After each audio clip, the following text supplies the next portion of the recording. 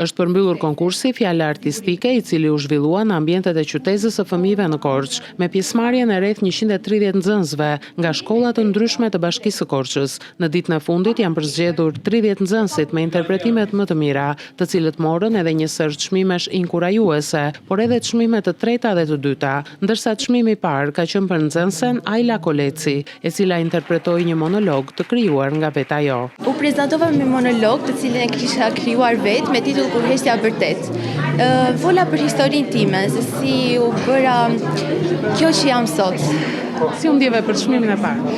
Jam shumë emocionuar, vërtet nuk e prisja. Më pëlqen shumë të aktroj, të krijoj, të interpretoj, gjithashtu luaj edhe në instrumentin e kitarës, edhe këndoj dhe jam shumë emocionuar. Ideatorja e këtij konkursi, aktoria Ilda Pepi, u shpreh e kënaqur me vimësinë e këtij konkursi, të cilin tha se shpreson që ta organizojnë sërish edhe vitet e ardhshme. Fjala Artistike shkoi mes shumë emocionesh. Ishin 4 ditë, po mua më duk si një frymarrje e vetme. Jetova 4 ditë mes emocioneve të rinjve, të nxënësve se kishin pak dje.